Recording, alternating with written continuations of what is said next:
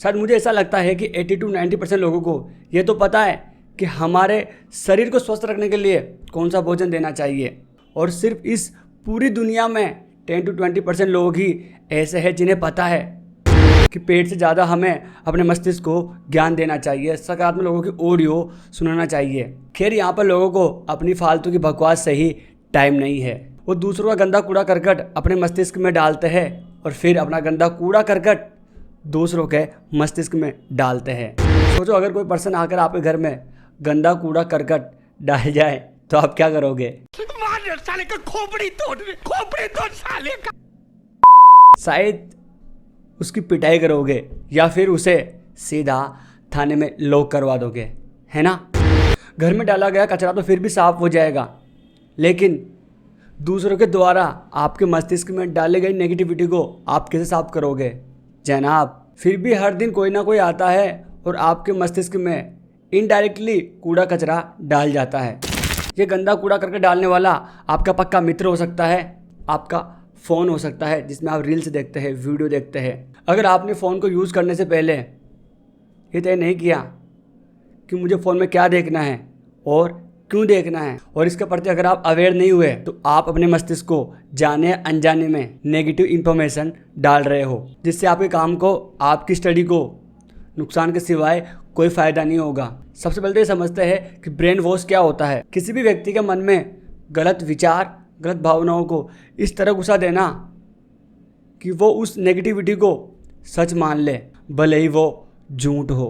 व्यक्ति दो प्रकार के होते हैं। पहला वो जो आपको हमेशा हर सिचुएशन में आपको मोटिवेट करेगा, चाहे फिर हालात कैसे भी हो, परिस्थितियाँ किसी भी हद तक गिर जाए, वो आपको बूस्ट करेगा सकारात्मक रूप से।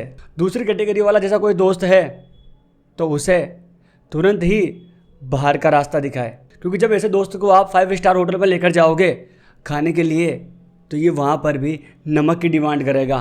कुछ समझ में आया? किसी भी ऐसे व्यक्ति को अपनी लाइफ में अलाउ नहीं करे जो आपकी इंफॉर्मेशन को, आपके पैशन को, आपके बिजनेस को लेकर आपके माइंड में गलत इंफॉर्मेशन डालता हो या फिर उसके बारे में नेगेटिविटी फैलाता हो, क्योंकि एक सही संगति आपके पूरे जीवन को बना भी सकती है और बर्बाद भी कर सकती है। इसलिए आपका दोस्त कौन है ये आज ही पता करें कि वो किस तरह की नॉलेज और इन्फॉर्मेशन रखता है। एक बार एक बाज का अंडा मुर्गी फार्म में गिर जाता है।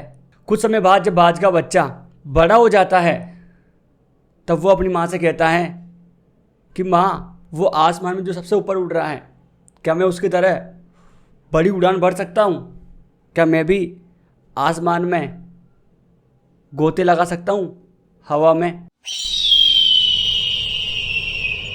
तो उसकी माँ ने कहा कि बच्चे, हम मुर्गे हैं, हम बाज की तरह ऊंची उड़ान नहीं भर सकते, हम हवा में गोते नहीं लगा सकते, क्योंकि पता है ना हम कौन है।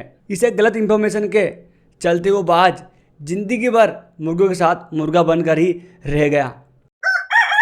वो हवा में शिकार भी कर सकता था क्योंकि वो बाज था, वो पक्षियों का राजा था, लेकिन उसके पास एक चीज़ नहीं थी, वो थी उसको बूस्ट करने के लिए पॉजिटिव इंफॉर्मेशन, जो उसे ये याद दिला सके कि वो भी उड़ सकता है, वो भी बड़ी उड़ान भर सकता है, हवा में शिकार कर सकता है। अगर ऐसे व्यक्ति आपके आसपास नहीं है तो या तो इन्हें ढूंढो या फिर खुद को ऐसा बनाओ कि आपको फिर किसी की ज़रूरत ना पड़े खुद को मोटिवेट करने के लिए। फिर क्या हुआ होगा उस बाज के साथ?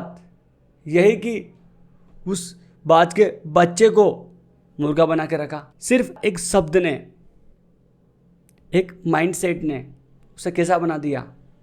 एक पक्षियों के राजा से उसे राजा बनने से रोक दिया।